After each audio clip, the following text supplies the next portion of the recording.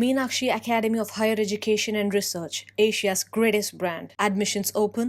Apply online. NEET தேர்வை தமிழில் எழுத விண்ணப்பித்தோர் எத்தனை பேர்? இந்த ஆண்டு தமிழகத்திலிருந்து 1,12,890 பேர் நீட் தேர்வு எழுத விண்ணப்பித்துள்ளார்கள். அவர்களில் தமிழில் தேர்வெழுத 19,867 பேர் விண்ணப்பித்துள்ளார்கள்.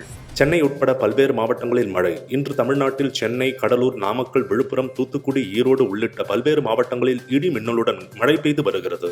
சுப்பிரமணிய சுவாமி கோயிலில் தரிசனம் செய்ய தடை. திருச்செந்தூர் சுப்பிரமணிய சுவாமி கோயிலில் நேற்று முதல் 3 நாட்கள் பக்தர்கள் தரிசனத்திற்கு தடை விதிக்கப்பட்டுள்ளது. அருணா ஜெகதீசன் ஆணையத்தின் பதவிக்காலம் நீட்டிப்பு.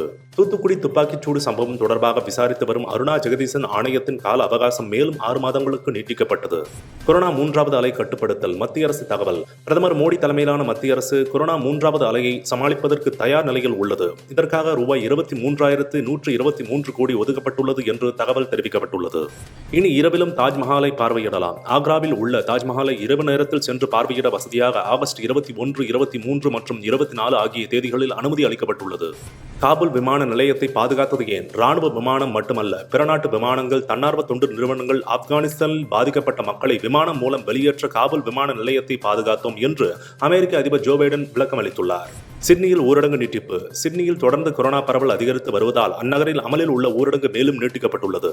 தற்போது அமலில் உள்ள ஊரடங்கு செப்டம்பர் மாத இறுதி வரை நீட்டிக்கப்படுவதாக சிட்னி நிர்வாகம் தெரிவித்துள்ளது. Meenakshi Academy of Higher Education and Research, Asia's greatest brand. Admissions open. Apply online. For more details, link in description.